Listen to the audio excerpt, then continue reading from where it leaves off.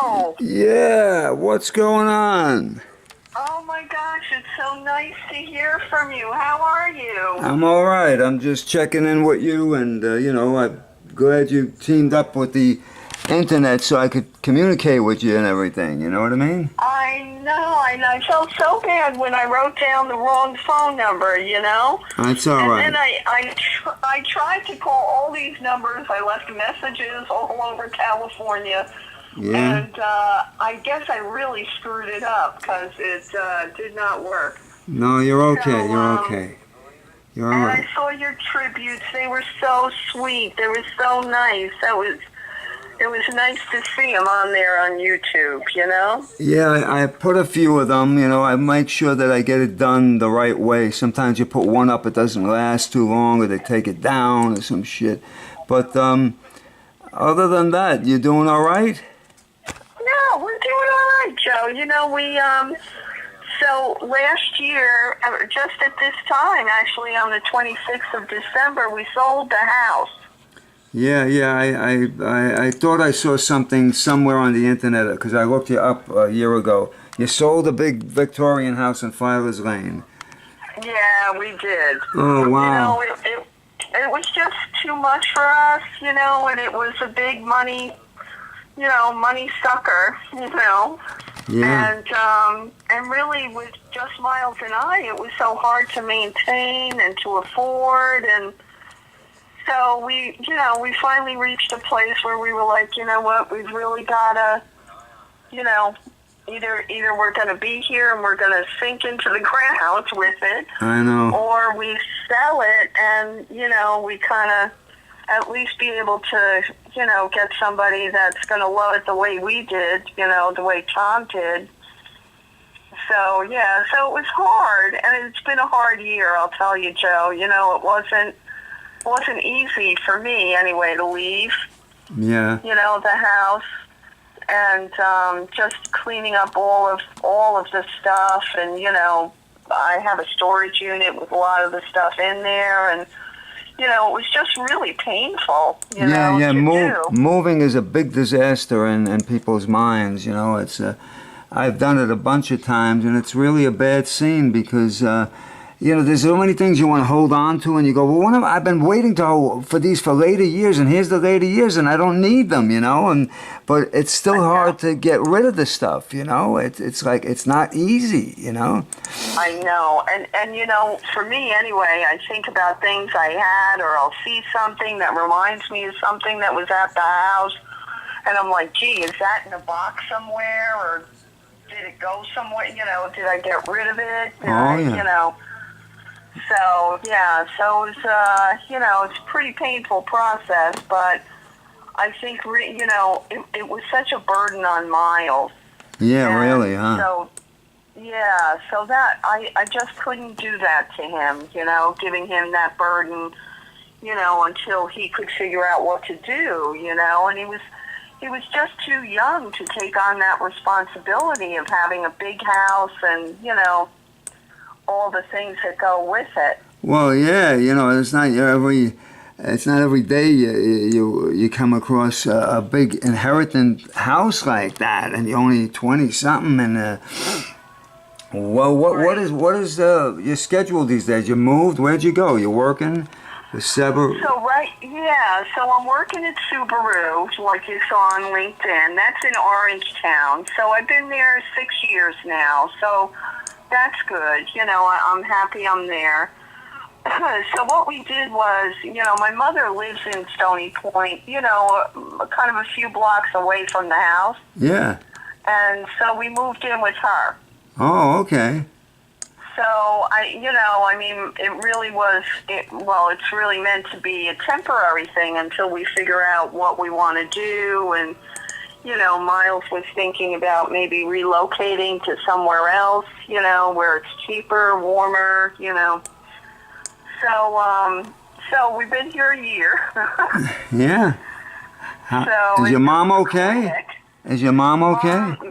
My mom is fine. She's good. She's 86. Yeah.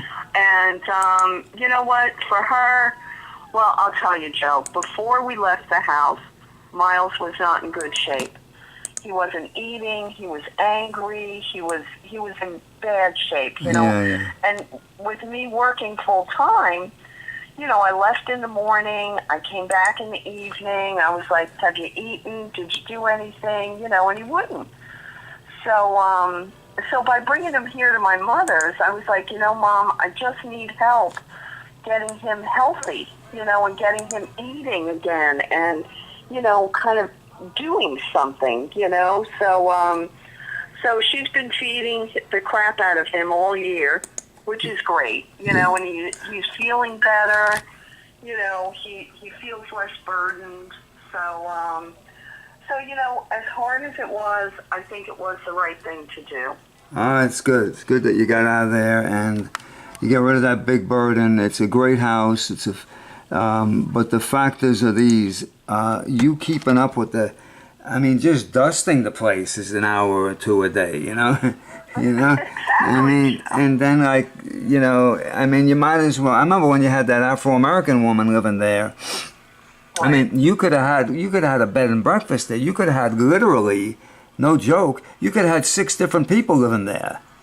But then you would lose your kitchen and your privacy, and you'd be on your floor all the time, you know, respecting their things, you know what I mean? So it's best you got rid of the thing, and you went on to Mom. And what about your dad? Passed away, right?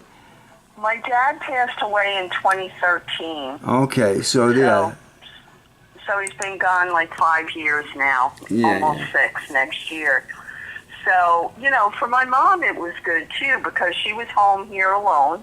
Yeah. You know, she had a dog, but that was it. You know, and so I think for her, having family back home, you know, she's got this fridge stocked to the gills, you know, she's cooking, she's this, she's that. So, you know, she's like the ever-ready bunny. You'll never stop her. Uh-huh. You know?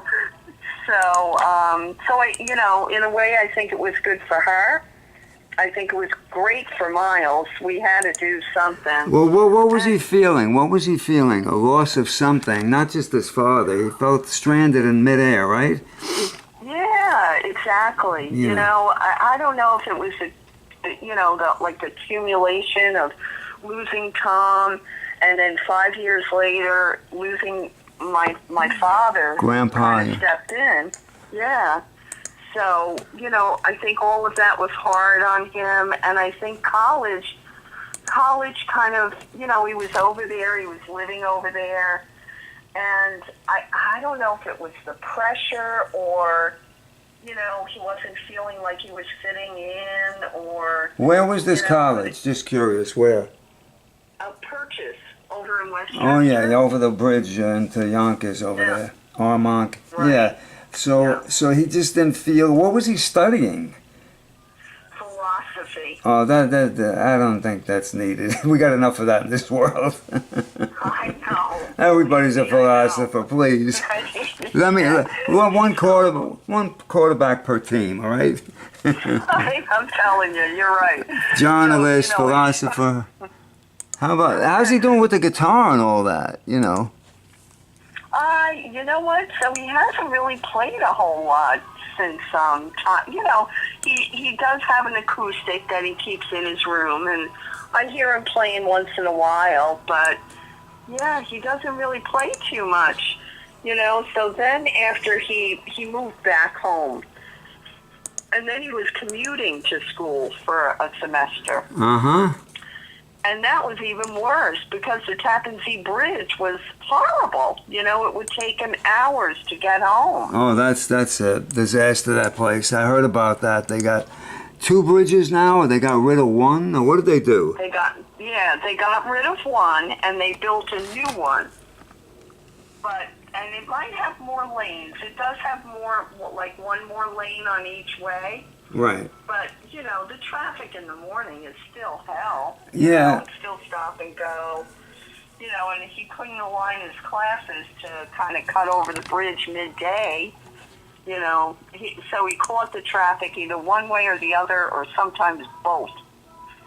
So it was really discouraging for him, you know.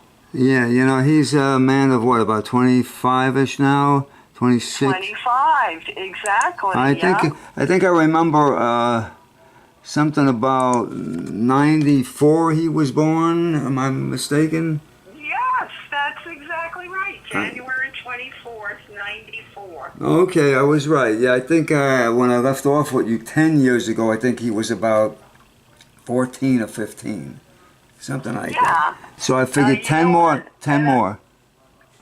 I was thinking about the days that I used to talk to you when he was at guitar lessons. Yeah, I'd be that's sitting right. in the car, and you would call, and for the hour or whatever it was, we'd sit on the phone and talk. Yeah. And it went like that, So I know. that, God, that was so nice, so great. Now I have to ask you. So you left 2 phone numbers on the message you left me, and one is a 212. Are you in New York? No, that's just a voicemail that I've kept forever. Okay. I still got it, and people still call me there, believe it or not. Really? It's like a connection to my other side, and a lot of this wanting to me be back there, really, you could tell Miles, there's a lot of things in my life that I'm missing out. He's not alone, there's a lot of things I want to do, and I don't want to be here. I'm here for my mother. She's 90. My sister's on her 3rd divorce. Well, I got to help them, and there's so much I can do after a while without blowing a fuse. You know what I'm saying? And sometimes I get a little rough, and there's a 4-letter word here and there, and my mother says, "Don't you talk like that?" And I go, "Hey, I'm serving a sentence here compared to what I was doing all over the country, living all over the place. Compared to that." Right. To be involved with these domestic things. A friend of mine, Richie Steele from Nyack, told me. You know what he said, Carol? He said to me about 25 years ago, he said, if you don't get married to all these girls you go out with, or one of them or something, you're going to be left later in life with the burden of like taking care of like your mom and all that, and your sister and your dad. And it all came true, his prophecy, you know what I mean? But I don't mind it. I don't mind it. It's just that after a while, you look around. It must have hit Miles too. Like, what am I doing with my life? You know what I mean? And he's a younger man. He's 40 years younger than me. But I mean, it's like it hits every age when you realize you want to be doing something and you're not. Those are the things. But I'm glad you're around. I'll tell you, Joe. I feel the same way. Yeah. Being with my mother. It's like, oh my God, here I am, and I'm like kind of taking the place of my father in a way, where she has a question, she asks me. As soon as I walk in the door, it's a litany of what happened today, and I'm like, wow, I really want to be in a different place, So, well, yeah, she's dependent on you. She's dependent on you. You get the groove. Imagine throwing 2 people on you like that. See, and I don't resist them. It's just that I'm looking around. I've been out here for a long time. I haven't been in New York since 2010. Oh my God. Yeah, that's a long stretch for me to be out. I got to go back and get my battery charged. It's like you sit here and you wonder like what exactly is the next thing that's going to happen to one of them. Because it has a bearing on what's going on with me. See what I mean? Yeah. I have no say in this. I'm working music in the nursing homes almost every day. That's great.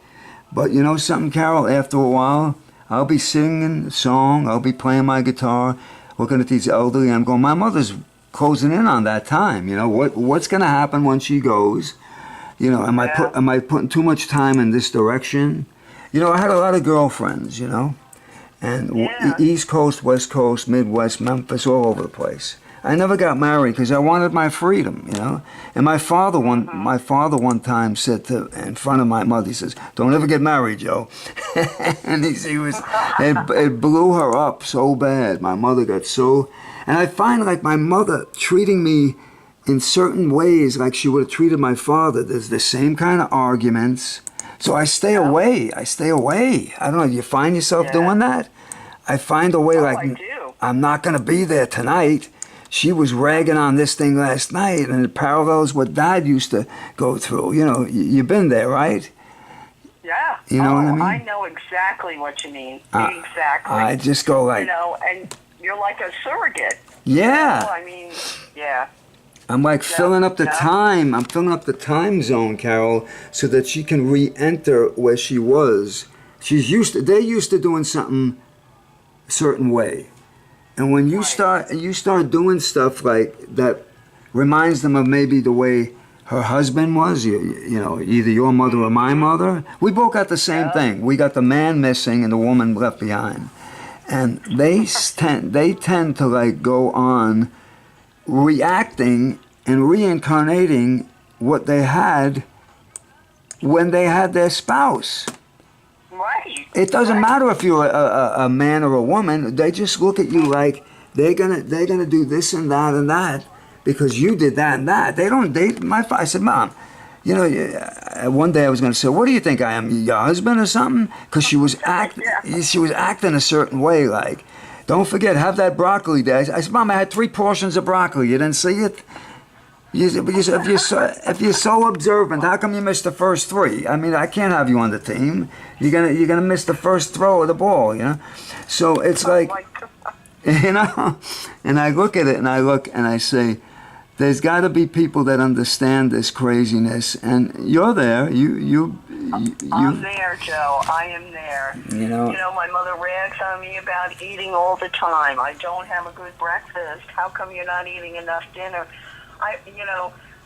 Last year was a very stressful year, so I lost a ton of weight, running up and down all those stairs in the house, trying to clean up the 3rd floor, the 2nd floor. You know, it was tough. Yeah. So, she's like, oh, you need to eat more. You need to gain weight. Well, now I've gained the weight. Now I'm like, no, you know what? You're not feeding your husband coming home from work. That's not me. Yeah, I don't want to walk in the door and have a big dinner. That's what I got. Yeah. That's what I got. It's like, it's up your butt with the food. After a while, it's like they're pestering because they're being nice is almost like being a pest. Yeah, I know. But what do you do? What do you tell her? I know. I go into my room. I don't want to eat, And I told, when I first moved in, I said, look, Mom, this doesn't mean that you're going to have the family dinner every night. I don't want that. Sometimes I just like to have something very light for dinner. I don't like to eat a lot at night. Oh, man. But now a year later, are you home? You're home for dinner tonight, right? Are you coming home for dinner? Oh, man, I got the same thing over here. Where were you? The dinner was it's getting cold. I said, I never invited myself. Did you invite me? I was supposed to be here. Well, you got to call me and let me know if you're coming or not. I said, Mom, if you don't hear from me, then turn off the gas. You're not cooking. And if you've cooked, cook for yourself. 5'10", 170 pounds, Mom. I don't need anything. I'm in good shape. I don't really need to be, heavy and, bigger and stronger like my friends. They all got pot bellies and their teeth are falling out. I don't need that. I still look decent. Don't make me into a big... I tell you, if you eat every day at the time my mother would eat, 6, 7 at night, and you sat down, you'd weigh 200 pounds. I'm telling you. Because you're going to go to bed in an hour, Yes. You throw in a little beer and you're dead. You wake up, you're 5 pounds heavier. You do that for 2-3 months. Now you're 200 pounds,